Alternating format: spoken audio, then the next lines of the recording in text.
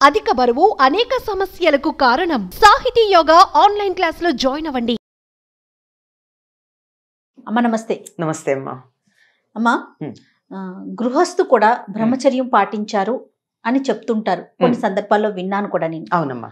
అది ఎలాంటి సందర్భాలమ్మా? అసలు బ్రహ్మచర్య శబ్దానికి అర్థం ఏమిటి? బ్రహ్మం చరతి ఇది బ్రహ్మచారి అంటే బ్రహ్మమునందు చరించేవాడు. బ్రహ్మము అంటే జ్ఞానము, బ్రహ్మము అంటే తపస్సు.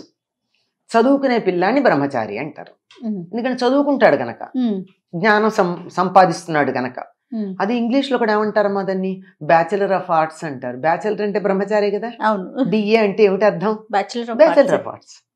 కానీ మనం ఈ బ్యాచిలర్ ఆఫ్ ఆర్ట్స్ చదువుకున్న వాళ్ళందరూ పెళ్ళే చదువుకున్న వాళ్ళు ఉన్నారు. పూర్వకాలం చిన్నతనంలో 18 ఏళ్లకు పెళ్లి చేసేవారు, అప్పటికి వీళ్ళు బిఏ చదువుతూ ఉండేవాళ్ళు, అంతే కదా. మరి ఏమిటిది? దీనికి సందర్భం ఏమిటి అంటే, చదువుకుంటున్నవాడనే అర్థం అండి, పెళ్లి కానివాడు అని కాదు అర్థం అక్కడ. అది అయితే బ్రహ్మచర్యం అనేటటువంటి దానికి చదువుకునే రోజుల్లో ఈ స్త్రీ సంబంధమైన, అంటే పురుషుల గురించి చెప్తూ ఉంటాం గనక, స్త్రీ సంబంధమైనటువంటి ఆలోచన లేకుండా, కామభావన లేకుండా ఉండేవాళ్ళు గనక చదువుకునే రోజుల్లో అప్పుడు వాళ్ళని బ్రహ్మచారులు అనేవారు. మొన్నటిదాకా కూడా ఒక మాట వాడకంలో ఉండేది, ఏదో వివాహే విద్య నాశాయ అని. పెళ్ళయిందంటే ఇంకా చదువు అయిపోయింది. ఎందుకంటే అంతసేపు పుస్తకం తీసి చదువుతూ ఉంటే, సాహిత్యం చదువుతున్నారు అనుకోండి, అందులోను భార్య మీద భర్త మీద మనసు వెళ్ళిపోయిన తర్వాత ఇంకేం చదువుకుంటారండి? మనసంతా అక్కడే ఉంటుంది. అది మామూలుగా అంటే పరిపూర్ణంగా దృష్టి అంతా దాని మీద కేంద్రీకరించి మొత్తం సమయాన్ని చదువు కోసం కేటాయించిన వాళ్ళ సందర్భం. మరి ఇప్పుడు అట్లా కాదు కదా, పెళ్ళయ్యాక కూడా చదువుకుంటున్నారు, జీవితాంతం చదువుకునే వాళ్ళు ఉంటారు. అందువల్ల అర్థం కాదు. అంటే గురువుగారు ఆశ్రమంలో ఉన్నప్పుడు చదువుకున్న దాన్ని బ్రహ్మచర్యాశ్రమం అనేవాళ్ళు. అయ్యాక వివాహం అయ్యేది. పెళ్ళయ్యాక గృహస్థ జీవనంలో పడిపోయి జీవనోపాధి ఎలా బతకాలి, అందరూ ఉద్యోగాలు చేసేవాళ్ళు ఏం కాదనుకోండి, ఎలా బతకాలి అన్నదంతా అట్లా సాగుతూ ఉండేది, అంతా బాగానే ఉండేది. అయితే బ్రహ్మచారి అనేటటువంటి పదానికి బ్రహ్మమునందే మనస్సు కలవాడు అన్నప్పుడు, బ్రహ్మం మీద మనసు ఉన్నప్పుడు, బ్రహ్మం అనే దానికి తపస్సు అనే అర్థం కూడా ఉందన్నాం కదా. తపస్సు అంటే ఒకదాన్ని దీక్షగా చేయడం అనేది. అలా చేసేటప్పుడు కామవాసనలు అందులో ఉండకూడదు, అంటే స్త్రీ పురుష భావనలు ఉండకూడదు. అట్లా ఉండకుండా మరి పెళ్ళైన వాళ్ళకు ఉంటుందా అంటే, అలా కూడా ఉండడానికి వీలుంది అని ఒక ధర్మం చెప్పారు మనకి. ఎట్లాగంటే, వివాహం అయినటువంటి వాళ్ళు సంసారం నిర్వహించటం అన్నది, అంటే భార్యాభర్తల ధర్మం, దాంపత్య ధర్మం, అంటే శారీరకమైనటువంటి దాంపత్య ధర్మం ఏదైతే ఉందో అది ఎప్పుడెప్పుడు నిర్వర్తించవచ్చు, ఎప్పుడు నిర్వర్తించకూడదు అన్న దానికి కొన్ని నియమాలు ఉన్నాయి మనకి. మన శాస్త్రం చెప్తాం, చాలా స్పష్టంగా ఉంది మనకి. పురాణాలు చదివితే తెలుస్తుంది కదమ్మా. ఆవిడ దితి వెళ్ళి నాకు సంతానం కావాలని అడిగితే, ఇది అసుర సంధ్య వేళ, ఈ సమయంలో కూడదు అని చెప్తాడు. అంటే ఆ సమయంలో కూడదన్నది అదొకటే మనకి తెలుసు. అవును.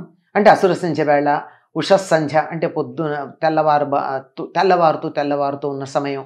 ఎందుకంటే ఆ సమయంలో ఏ పనులు చేయాలో చెప్పబడింది కనుక ఆ పనులు చేస్తే ఆరోగ్యానికి మంచిది. మనకి బయోక్లాక్ గురించి కూడా ఇప్పుడు ఆధునిక శాస్త్రంలో, సైన్స్లో చెప్తున్నారు కదా, ఏ సమయంలో కిడ్నీ బాగా పనిచేస్తుంది, ఏ సమయంలో లివర్ బాగా పనిచేస్తుంది, దానికి తగినట్టుగా మనం ఉంటే ఆరోగ్యం ఉంటుంది అని చెప్తున్నారు కదా. అట్లాగే నిషిద్ధ సమయాలు ఉన్నాయి. ఇప్పుడు చెప్పాను కదా, అసుర సంధ్య, ఉదయం. అట్లాగే కొన్ని తిథులు, ఆ తిథుల్లో భార్యాభర్తలు కలవకూడదు. ఎందుకంటే ఆ సమయంలో కలిసినట్టయితే కలగబోయేటటువంటి సంతతి మంచిది ఉండదు. అట్లాంటివి తిథులు, నక్షత్రాలు, దినాలు కొన్ని ఉన్నాయి, స్పష్టంగా ఉన్నాయి. ఆ రోజుల్లో ఉండకుండా ఇవి కాక మరికొన్ని ఉన్నాయి. మరికొన్ని అంటే రేపు తద్దినం పెట్టబోతున్నారు తండ్రిది, ఆ ముందు రోజు, ఆ రోజు, మర్నాడు, ఆ 3 రోజులు బ్రహ్మచర్యం పాటించాలి. తండ్రికి తల్లికి ఎవరికి తద్దినం పెట్టినా అంతే కదా, వాళ్ళకే పెడతారు.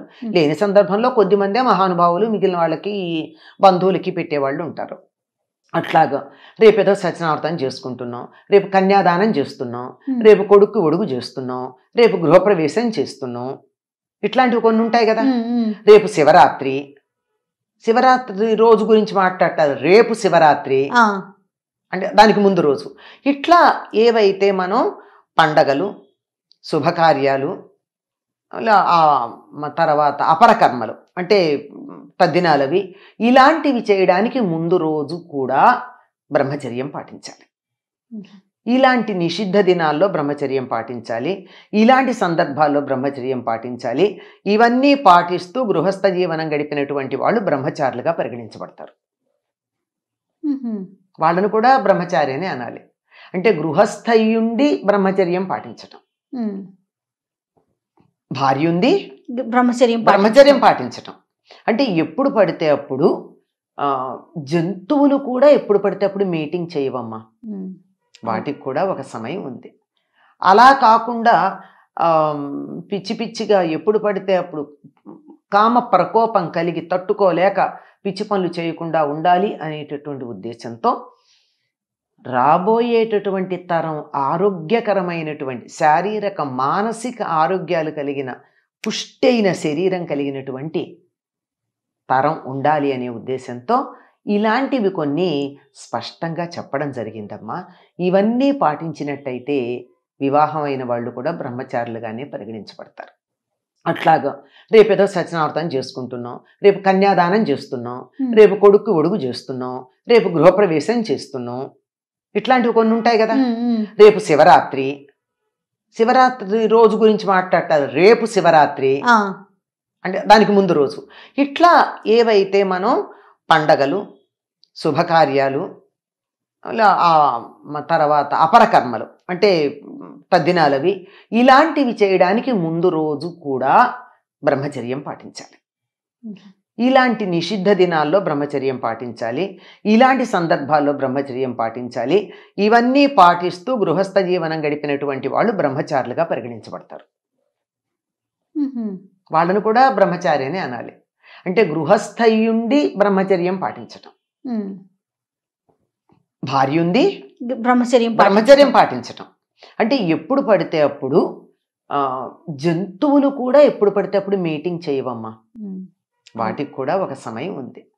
అలా కాకుండా పిచ్చి పిచ్చిగా ఎప్పుడు పడితే అప్పుడు కామ ప్రకోపం కలిగి తట్టుకోలేక పిచ్చి పనులు చేయకుండా ఉండాలి అనేటటువంటి ఉద్దేశంతో రాబోయేటటువంటి తరం ఆరోగ్యకరమైనటువంటి శారీరక మానసిక ఆరోగ్యాలు కలిగిన పుష్టైన శరీరం కలిగినటువంటి తరం ఉండాలి అనే ఉద్దేశంతో ఇలాంటివి కొన్ని స్పష్టంగా చెప్పడం జరిగిందమ్మా. ఇవన్నీ పాటించినట్టయితే వివాహమైన వాళ్ళు కూడా బ్రహ్మచారులుగానే పరిగణించబడతారు. నమస్తే అమ్మా. నమస్తే అమ్మా.